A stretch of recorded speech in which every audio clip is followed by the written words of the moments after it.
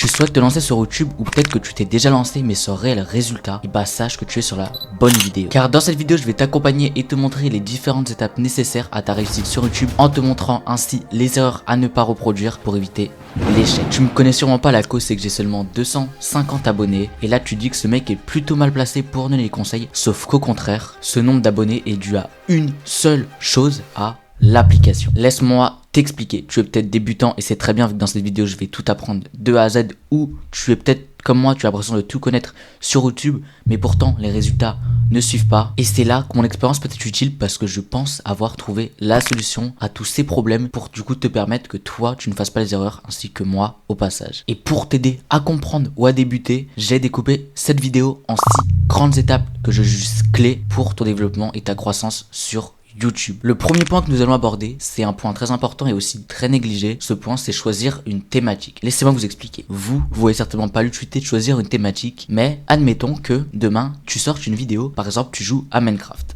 Tu as suivi toutes les prochaines étapes que je vais te parler, donc ta vidéo fait énormément de vues et tu gagnes énormément d'abonnés. Très bien. Le lendemain, tu décides de faire une vidéo, par exemple, tuto bricolage, ok? T'as suivi encore une fois mes méthodes, ça fait pas mal de vues, ça fait pas mal d'abonnés. Et puis le troisième jour, tu décides à nouveau de refaire une vidéo Minecraft et cette fois-ci, tu ne comprends pas pourquoi, tu as suivi toutes les étapes, mais pourtant, ta vidéo ne fait pas beaucoup de vues. Alors, à ce moment-là, il n'y a qu'une seule chose qui fait que ta vidéo fait pas beaucoup de vues. Tu as obtenu des abonnés, mais de sources différentes. D'un côté, du gaming et de l'autre côté, sur du bricolage. Donc du coup, quand tu as sorti ta vidéo gaming, le public intéressé par cette vidéo était le public gaming et non la partie bricolage. YouTube a donc recommandé ta vidéo à tes abonnés, donc tes abonnés de gaming et aussi tes abonnés de bricolage. Cependant, tes abonnés de bricolage n'étaient pas intéressés, ce qui a donc envoyé un mauvais message à l'algorithme YouTube, ce qui a donc fait que YouTube a décidé de ne pas pousser ta vidéo et ce qui l'a mené à des résultats catastrophiques. Si tu n'arrives toujours pas à être éclairci sur ce sujet de catégorie, je peux te citer quelques catégories, comme par exemple le divertissement, ce qui comprend vraiment tout, les gros noms de youtubeurs que tu portes actuellement, les Inoxtag, les Michou, les Squeezie, tous ces noms là, ça c'est du divertissement. Ensuite tu as la catégorie par exemple gaming, c'est là où il y a plein de jeux où tu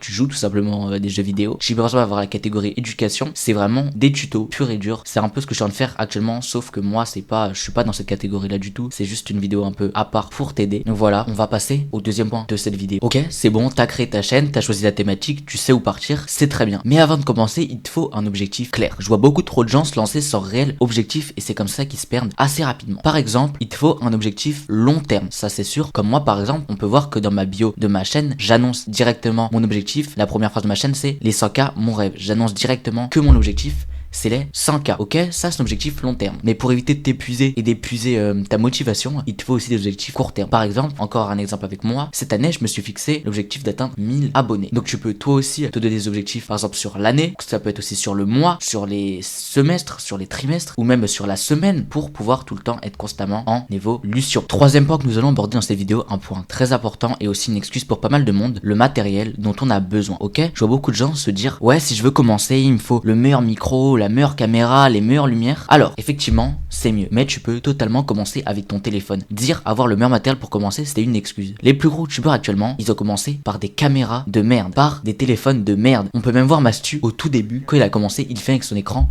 avec sa caméra intégrée à son PC, ok? Donc, ne vous limitez pas à ça. Si vous avez un peu de budget, effectivement, acheter une caméra, c'est bien. Mais la priorité, ce n'est pas ça. Moi, je vous dis simplement, la priorité, pour moi, c'est le son. Donc, essayez d'acheter un micro. Comme moi, par exemple, actuellement, j'ai quoi? Un petit bras de micro qui a dû me coûter environ 30 euros. Et un micro que vous connaissez peut-être, c'est le Fifine K658 qui m'a coûté environ 120 euros, ok? Là, j'ai déjà environ 160 euros de matériel juste pour le micro. Si vous n'avez pas ce budget, il y a plein de vidéos dédiées à quel micro prendre, mais après, je peux vous conseiller par exemple le Bird UM1 ou le Blue Yeti. C'est deux bons micros, beaucoup moins chers. Donc voilà. Ce qui est de la caméra, évidemment, vous pouvez prendre votre téléphone, ou si vous avez un peu de budget, vous pouvez prendre des caméras. Mais quand je dis un peu de budget, pour moi, n'allez pas acheter une caméra à 100 ou 200 euros si vous avez un téléphone qui filme bien, parce que la qualité sera à peu près la même. Par contre, si à ce moment-là vous avez du budget, essayez d'investir directement dans les caméras à 600, 700 euros. Là, je pense que c'est un vrai bon investissement. Mais comme je vous ai toujours dit, avoir une bonne caméra, ce n'est rien, ok? L'éclairage est aussi très important. Laissez-moi vous montrer. Là, actuellement, je suis sous éclairage. J'ai derrière moi deux lumières qui permettent de mettre de l'ambiance. On appelle ça des lumières ambiantes. Et juste de ce côté-là, j'ai une softbox. Donc pour ceux qui savent pas, c'est une sorte de box à lumière qui me permet de m'éclairer.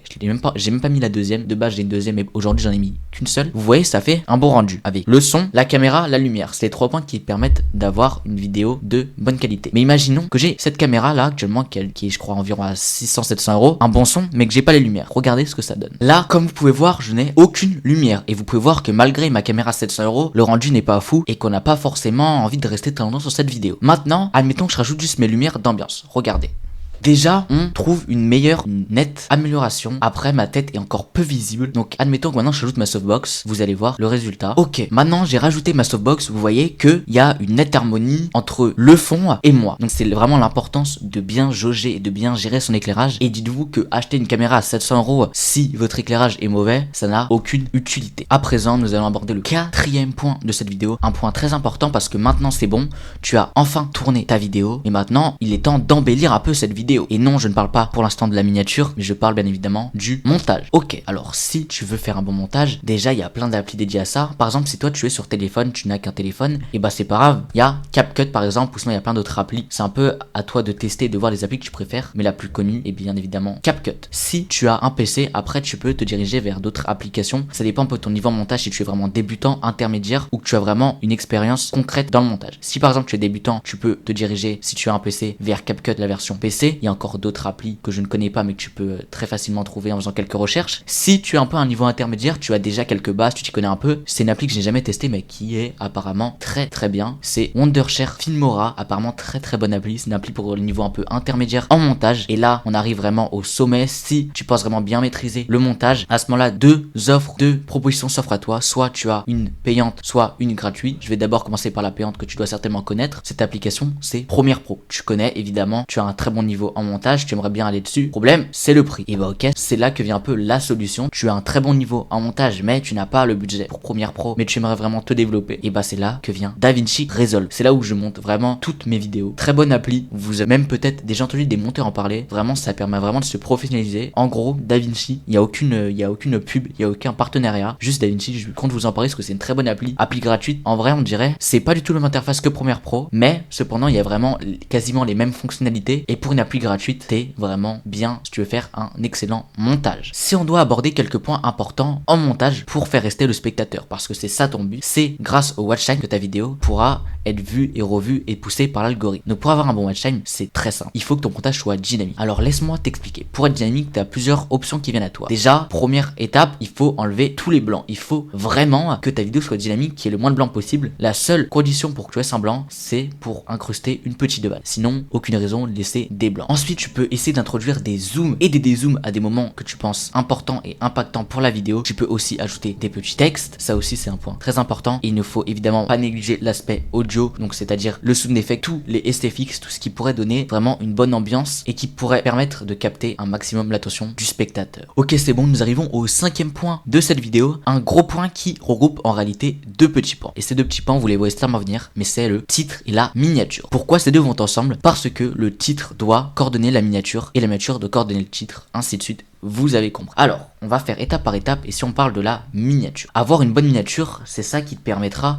d'attirer les spectateurs sur ta vidéo. Tu t'as beau avoir un bon montage, si ta miniature est éclatée, personne ne pourra voir ta vidéo. Donc c'est pour ça que tu te dois d'avoir une bonne miniature. Et pour avoir une bonne miniature, souvent ce qu'on va te dire c'est d'avoir des couleurs vives. Il faut que dès que toi, imagine avec toi, fais un test avec toi, tu regardes ta miniature et tu essaies de la mettre à côté de d'autres miniatures. Est-ce que tu penses que ta miniature, elle impactera les gens? Est-ce que tu penses que les gens vont cliquer sur cette miniature? Dis-toi que maintenant, avec tous ces réseaux comme TikTok, l'être humain, il n'arrive pas à rester très longtemps sur une image, ok? Donc, dis-toi simplement que tu as 3 secondes pour pouvoir te capter l'attention et comprendre le concept. Donc là, tu te mets devant ta miniature, tu regardes ta miniature et là, tu défiles et tu as 3 secondes. En 3 secondes, tu dois réussir à pouvoir être diverti sur cette miniature et réussir à comprendre le concept. Autre important que la miniature, il faut, comme je l'ai dit au début, qu'elle concorde un peu avec le titre. Donc ça veut dire quand tu regardes la miniature, en regardant la miniature, comprendre exactement le titre. Ça veut dire sans regarder le titre, tu dois savoir le titre juste en regardant la miniature. Donc c'est là où on vient à l'aspect du titre. Quand tu lis le titre, c'est que tu as déjà regardé la miniature et que la miniature t'a attiré. Donc maintenant, pour avoir un titre aussi un peu attirant, tu as plusieurs moyens de le faire. Tu peux jouer avec les majuscules, tu peux par exemple mettre tout au titre en majuscule. Tu peux juste par exemple mettre la première lettre de chaque mot en majuscule, ou tu peux jouer sur les mots importants en majuscule et le reste en minuscule. majuscules, ça c'est à toi de jauger et de voir. Par exemple, moi pendant longtemps j'ai mis tous mes mots majuscules, mais après ça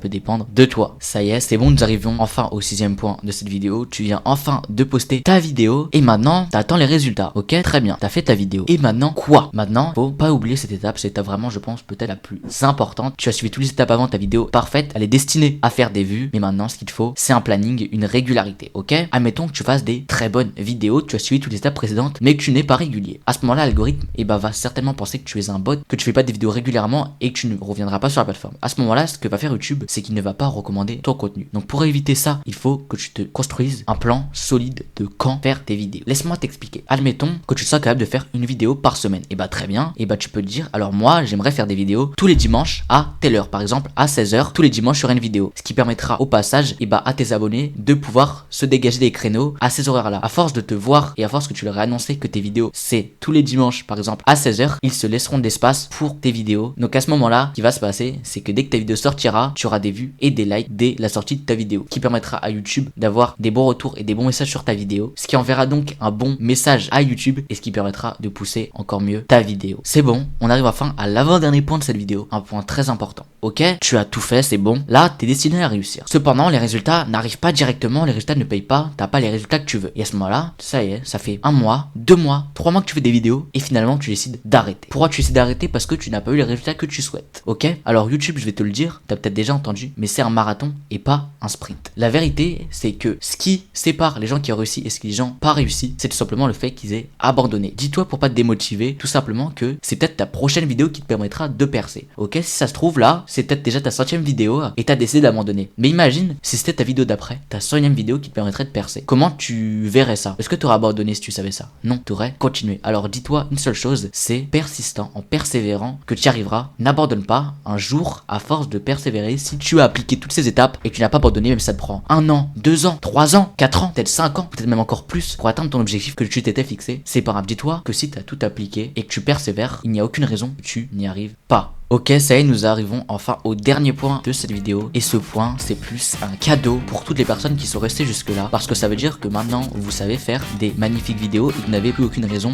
de ne pas percer si vous persistez. Donc pour ceux qui sont restés jusqu'à la fin, j'ai un petit cadeau pour vous. Dans la description de cette vidéo, j'ai glissé un petit lien composé de plein d'éléments pour vos miniatures, en espérant du coup que ça vous aide. Bon, sinon les gars, à part ça, j'espère que vous avez kiffé la vidéo. Si vous voulez d'autres vidéos dans ce style-là, mais sur des sujets bien plus précis, par exemple comment faire ses montages, comment faire ses miniatures, comment percer, comment craque l'algorithme, je sais pas, peu importe, un sujet que vous aimeriez bien que j'aborde, n'hésitez pas à me le mettre en commentaire. Et bien évidemment les gars, c'est déjà la fin de cette vidéo, j'espère qu'elle vous aura plu. Si c'est le cas, n'hésitez pas à vous abonner, à liker, à activer la cloche de notification, à mettre un petit commentaire évidemment pour le référencement, à partager à vos potes.